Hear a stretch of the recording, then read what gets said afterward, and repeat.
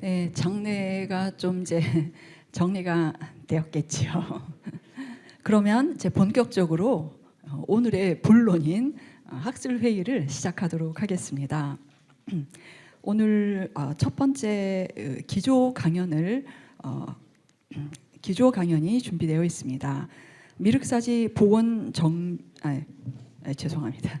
고도익산 유적 발굴 조사의 건축사적 의미라는 제목으로 부여문화재 연구소장으로 오랫동안 계시면서 왕궁리 또 미륵사지 유적 조사에 직접 관여해 오시면서 많은 또 연구 발표도 해주신 배병선 전 부여문화재 연구소장님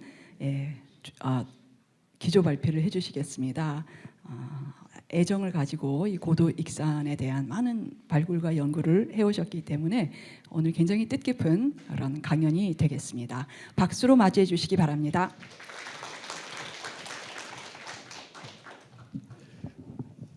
앉아서 하도록 하겠습니다. 오늘 기조 강연 발표를 맡은 배병선입니다. 저는 우선 건축사 전공자입니다. 그리고 또 기술자 엔지니어라고 할 수도 있는 그런 사람입니다. 그래서 오늘 여러 고고학 하시는 전공자와 달리 조금 굉장히 세부적이고 또 그런 부분이 있다는 건 미리 말씀드리고요. 그 다음에 학술회의 제목이 신자료로 보는 백제왕도 익산인데 제가 기조 강연 내용은 구발표 자료를 중심으로 이렇게 곰씹어보는 내용이라 조금 대비가 되는데 뭐 좀 의미를 가지고 잘 살펴봐 주시기 바랍니다. 강연에 앞서서 먼저 중구난방으로 제가 슬라이드를 보여드릴 것 같으니까 먼저 제 강연의 초점을 설명을 드리도록 하겠습니다. 내용은 관세음 응원기로 촉발된 익산의 천도설, 무왕 천도설, 그리고 뭐 또 부도였느냐 목도였느냐 하는 뭐 여러 가지 설이 있습니다. 그렇지만 건축을 하는 사람의 기술자의 입장으로서는 그게 어찌되었든 간에 왕도로 계획되었다는 사실만은 분명하다라는 것을 말씀드리고 싶습니다. 그리고 그럼 과연 그럼 건축 기술사적인 건설사적인 그런 의미는 무엇인가라고 살펴봤을 때 무왕의 신도는 장대한 도성의 계획 아래 추진이 됐던 거고요. 거기에 따라서 건물이 굉장히 대형화됐습니다. 그러다 보니까 그것들을 받쳐주는 건축 기술적인 부분이 아주 세부까지 필요했던 것입니다.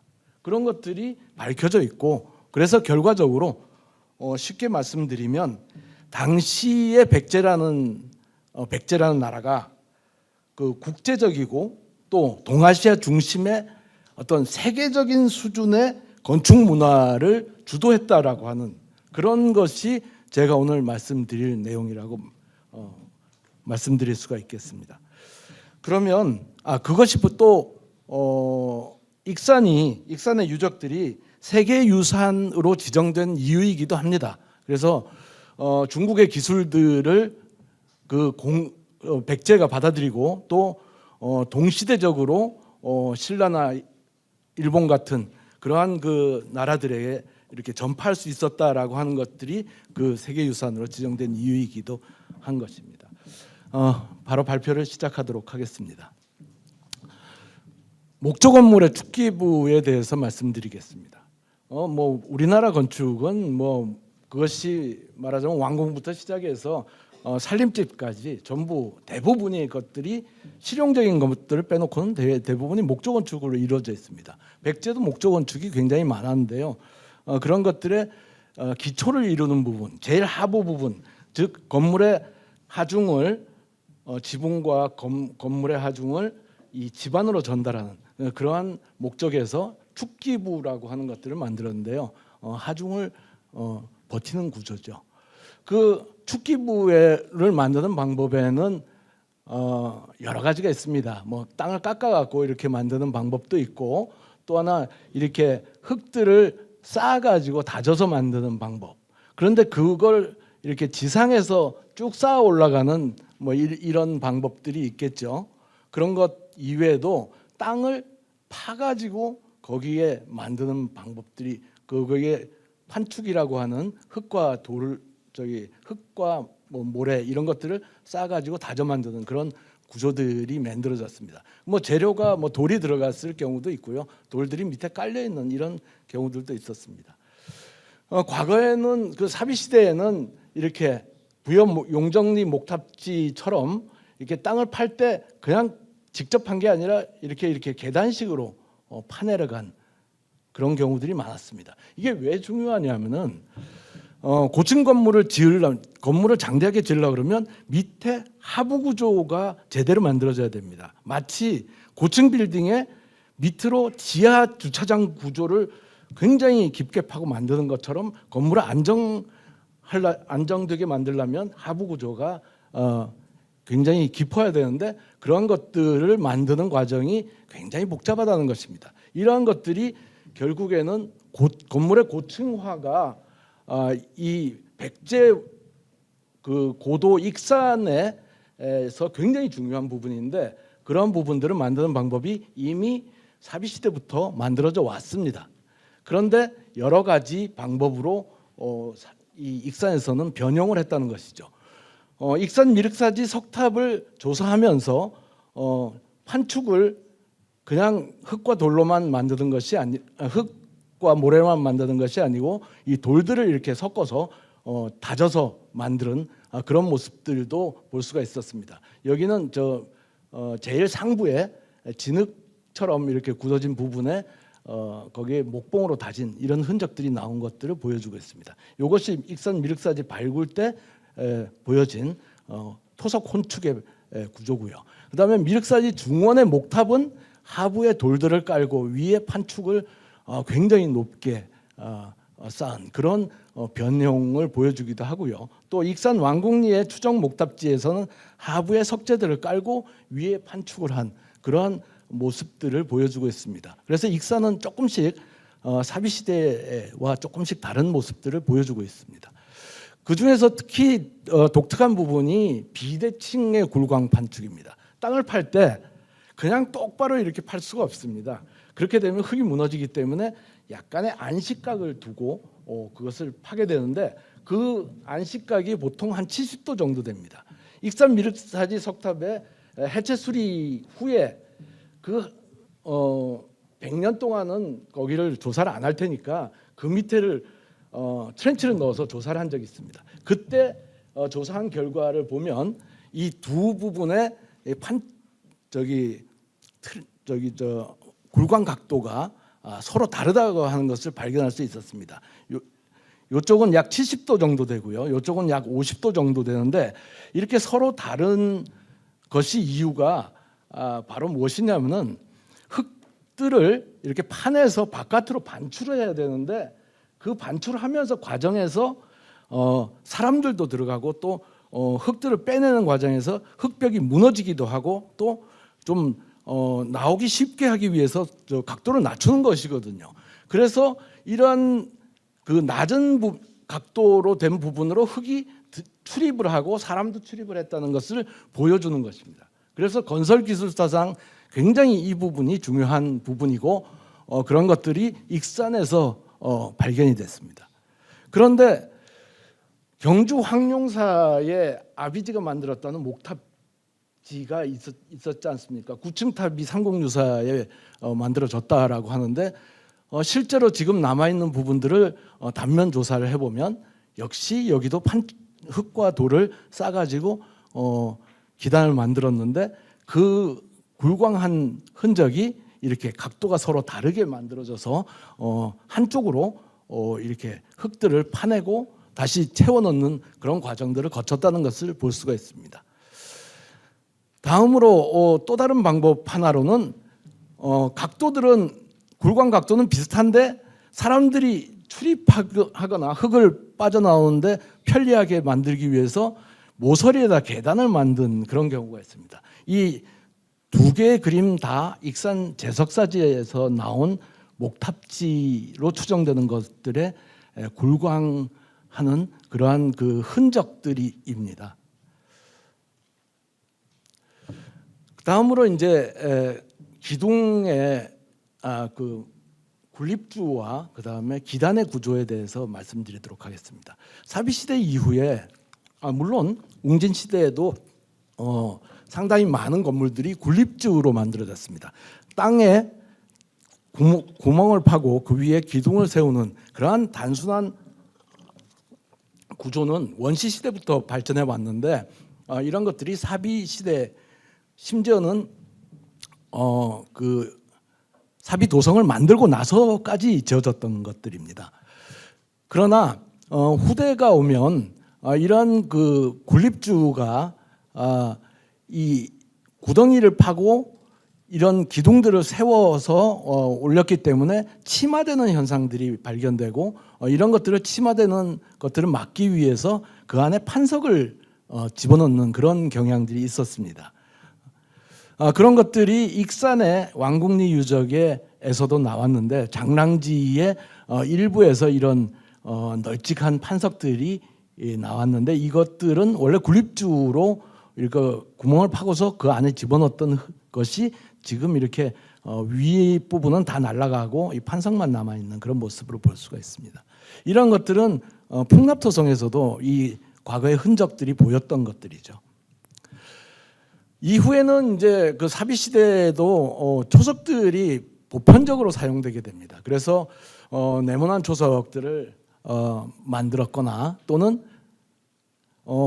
둥그런 초석을 이렇게 도들새김해가지고 보편적으로 사용했던 것들이죠. 이것은 대부분 6세기 후반까지 부터 이제 이런 것들이 보편적으로 사용됐다고 생각이 됩니다. 즉 초석을 돌을 다루는 기술들이 상당히 발달했을 때 이런 것들이 나타나기 시작하는 거죠. 그러나 과거에 군립주였던 건물들이 이제 이렇게 그 초석 건물주로 바뀌는 과정들이 있는데 백제에는 그런 건물들이 많습니다. 똑같은 자리에다가 여러 번 건물들을 중건하는 경우들이 있는데 이와 같이 군립주 건물로 만들어진 것을 모서리에다가만 초석을 집어넣어 가지고 이렇게 다시 중건한 그런 사례들이 있습니다. 왕궁리 유적에서 석탑 바로 옆에 있는 건물지가 바로 그런 흔적들을 보여주는 거고요. 그 다음에 서문에 있는 그러한 그 초석들도 원래 군립주를 파고서 밑에 초반석을 받쳤던 것들이 거기를 되메우게 하고 그 위에다 초석을 놔서 초석 건물지로 초석 건물로 만드는 그런 사례들로 볼 수가 있습니다. 다음으로는 건물의 기단의 외장과 구조에 대해서 말씀드리도록 하겠습니다. 사비 시대에는 기단을 마감하는 방법이 다양했습니다. 기단은 원래 흙을 쌓아가지고 건물 안으로 물이 들어오지 않도록 하는 구조이기 때문에 그 외장을 거의 방수가 되는 재료들로 마감을 하지 않으면 흙들이 유실이 돼서 건물이 무너질 우려가 있습니다. 그렇기 때문에 다양한 방법으로 그 기단들을 마감했는데 초기에는 기와들을 쌓아가지고 이렇게 기단을 마감한 그런 케이스들이 많이 있습니다. 부여에서는 그런 것들이 많고요. 그 다음에 어떤 경우에는 잡석 같은 것으로 이렇게 깬돌을 쌓아가지고 뭐 이렇게 기단을 마감하는 경우들이 많이 있었습니다. 그렇지만 그 이외에도 목조기단을 가지고 있었던 경우가 있습니다. 그러니까 익산 왕궁리 유적의 석탑에 아까 보신 그 건물지를 다시 한번 살펴보면 이게 석탑입니다. 왕궁리 탑이고 그 뒤에 있는 그 건물지 이런 것들을 살펴보면 그 내부에 외부에 이렇게 그 기둥들을 받고 판자를 댔던 흔적들이 있습니다. 그러니까 이 내부는 판축이 됐을 가능성이 상당히 높다고 보여지는 거죠. 근데 다음에도 말씀드리겠습니다만 실제적으로 바깥에다가 돌이나 이런 것들을 따로 만들지를 않고 지금 현재 이 구조만 나와 있기 때문에 이건 목조기단이 아닐까 이런 생각을 하고 있고요. 이런 것들은 일본 오사카에 있는 난파궁이라고 있습니다. 난파궁, 나니와노미야라고 하는데 거기에 보면 건물들이 기와집이 아닌 판잣집들로 만들어진 집들이 쭉 나오는데 기단도 목조로 만들어진 것들이 나옵니다.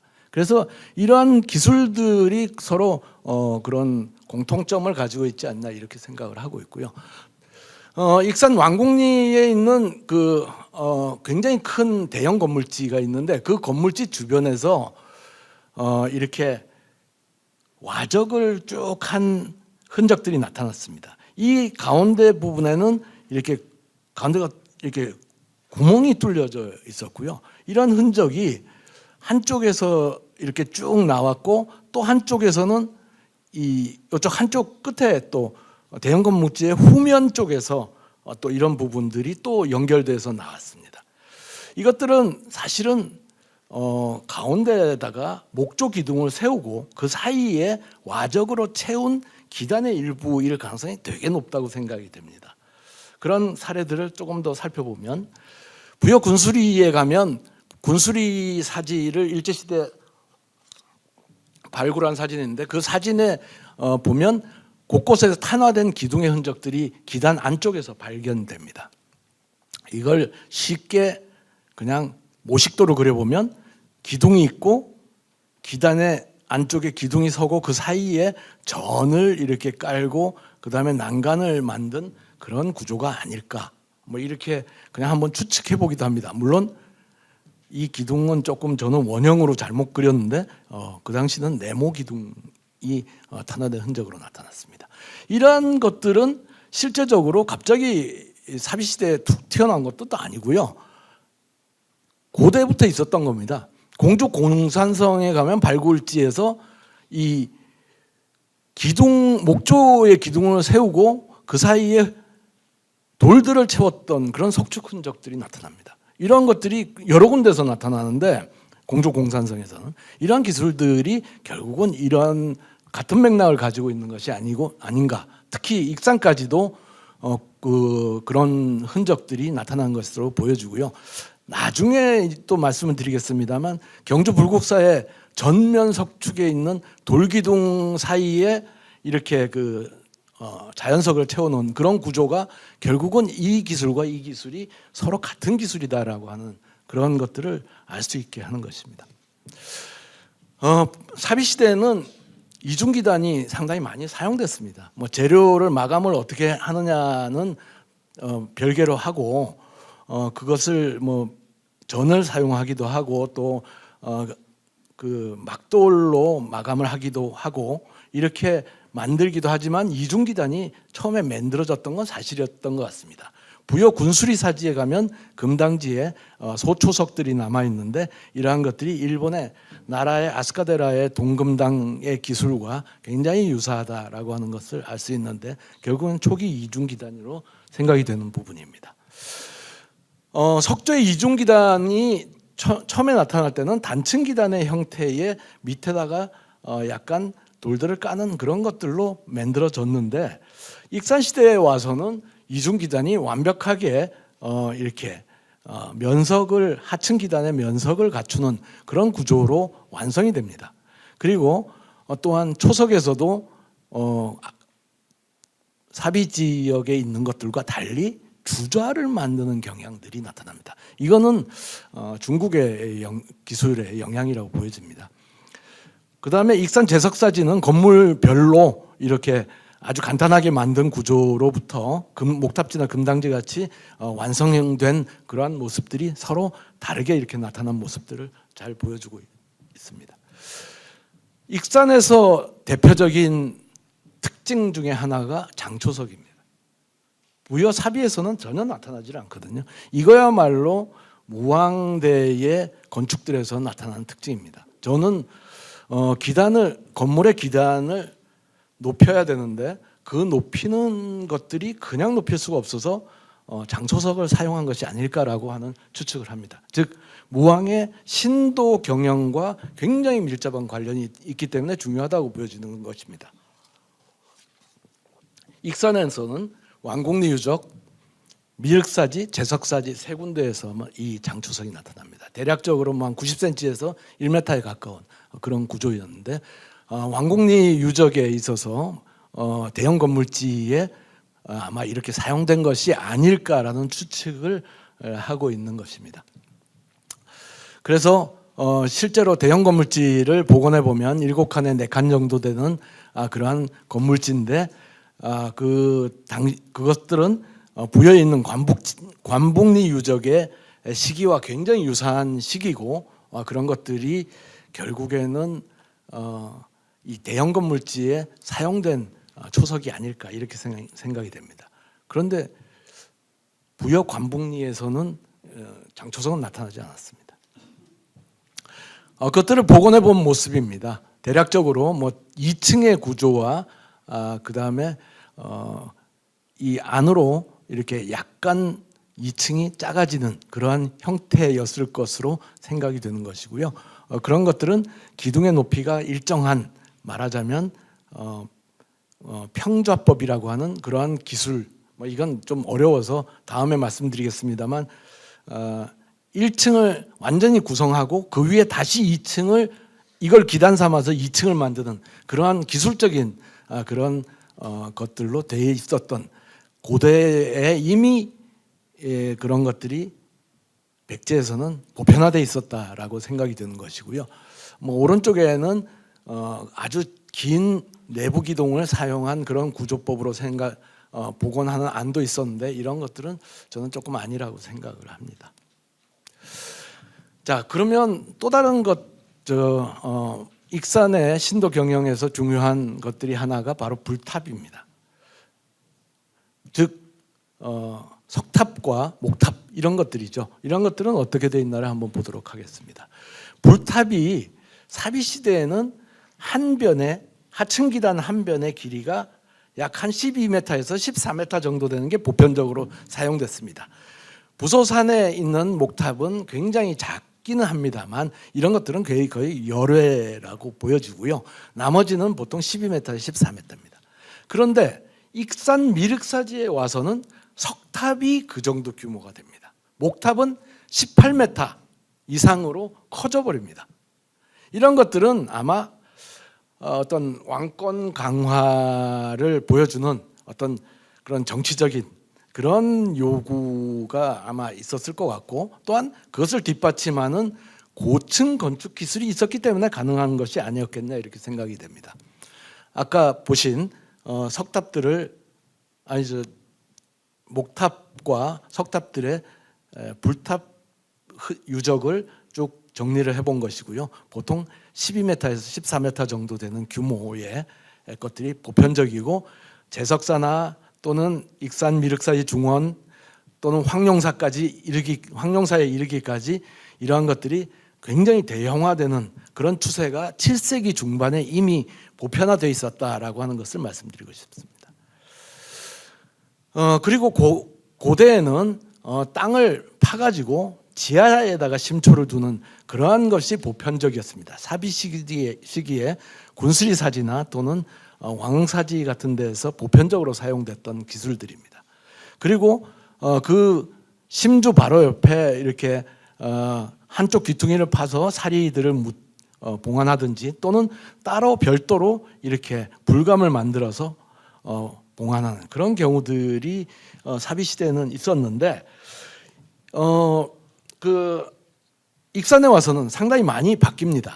익산에 처음에 제석사지가 639년에 불이 나서 새로 만들었는데 관세음응원기에 보면 거기에 탑 아래에 초석이 있었다. 그 초석은 과연 어디 위치냐, 기단의 안쪽인가 아니면 이 지표에 보다 미칠지 아직 정확하게는 기록상으로는 모르겠습니다만 그런 것들의 목조로 된 목칠함 안에 금강 반야경이 있었다라고 하는 기록들이 있습니다.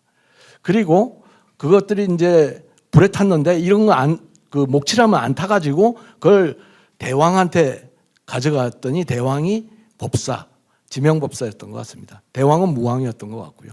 그래서 참회하고 이런 것들을 다시 공양한 후에 절을 다시 지어서 모셨다 이런 기록이 나오는데 이런 것들이 실제적으로 저는 개인적으로는 제가 봤을 때는 익산 미륵사지의 지금 축기부라고 하는 그 부분이 창건 목탑이고 그 뒤에 중창한 부분이 있고 이런 것들이 싹 깨끗하게 정리가 돼가지고 창건 금당지나 이런 것들이 없어져 버리고 결국에는 이제 이 흔적만 남아서 축기부 목탑의 축기부라고 얘기하는 것으로 되지 않았나. 그래서 과거에는 심초의 지하에 기단 내에 있었던 것들이 제일 위로 올라오게 되고 그런 과정을 겪지 않았나 이렇게 생각을 하고 있습니다.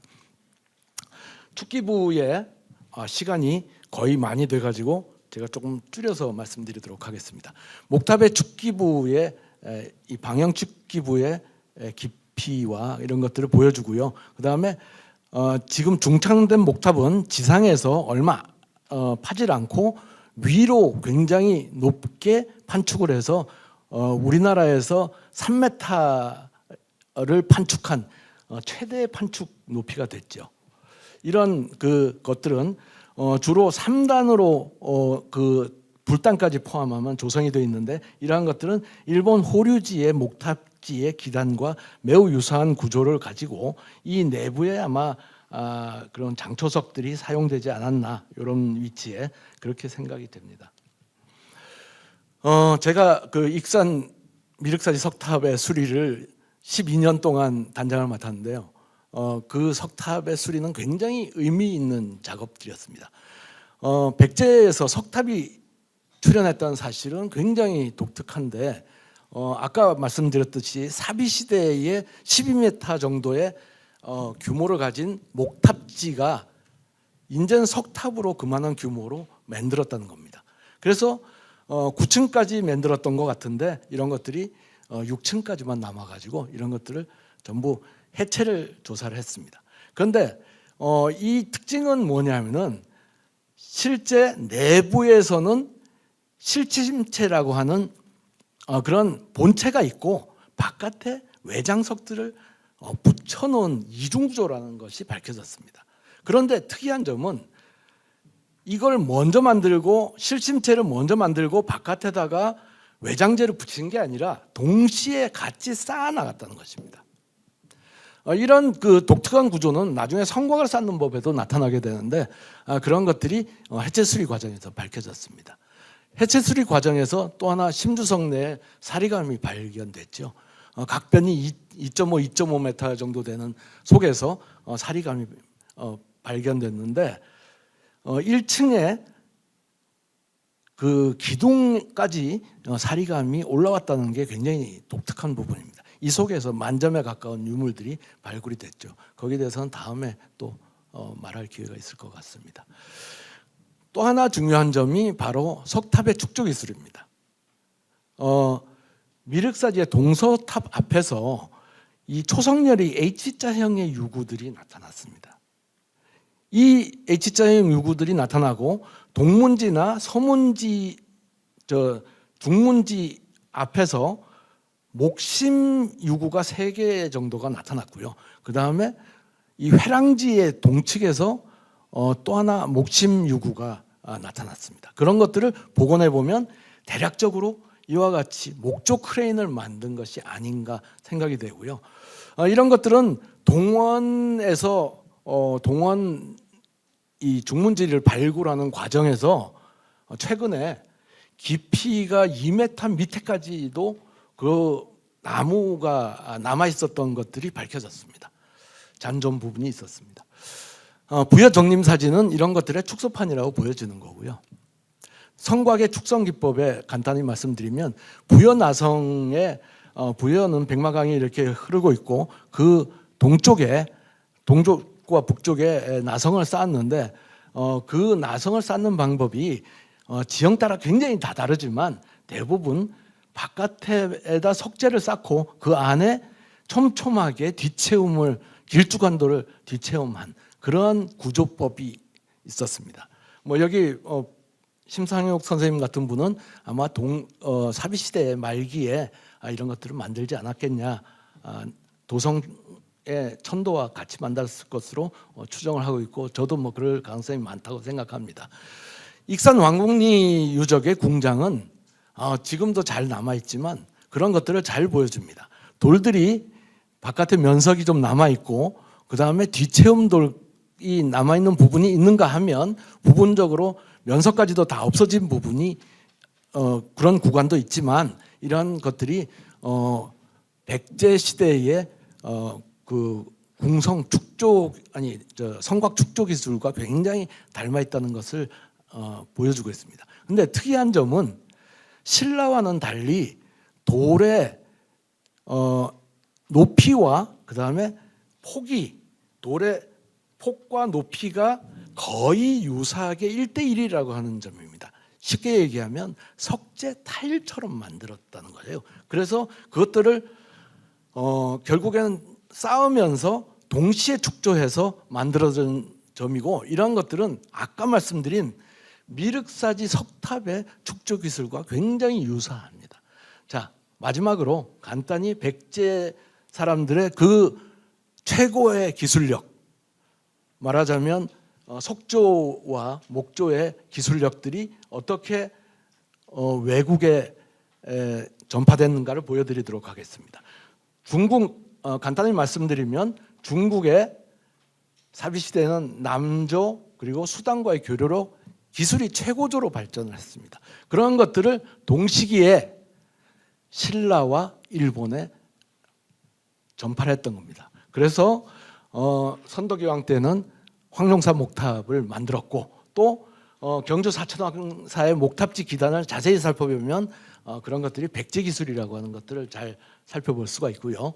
또한 아까 말씀드린 것처럼 그러한 그 백제의 공장들이 결국에는 멸망 후에 신라 공장 조직으로 편입이 돼서 경주 가문사 같은 미륵사의 그 금당지 같은 그러한 지하 구조들을 마련했고요. 그 다음에 승방지에 있는 그런 것들이 그 미륵사의 승방지 같은 구조가 가문사에서도 나타나고 있다. 그리고 또 미륵사의 그 석재를 분할해서 축조하는 기술들이 가문사의 석탑에도 작용이 되고 있다. 이런 것들을 보여줄 수 있고요. 불국사에서도 이러한 그 백제의 기술들 아까 설명을 드렸고요. 그 다음에 우리나라에서 유일하게 심주를 갖추고 단층으로 만들어진 것이 미륵사지 석탑인데 그런 것들을 본떠서 만드는 것들이 다보탑입니다. 이런 것들은 백제의 기술력이라고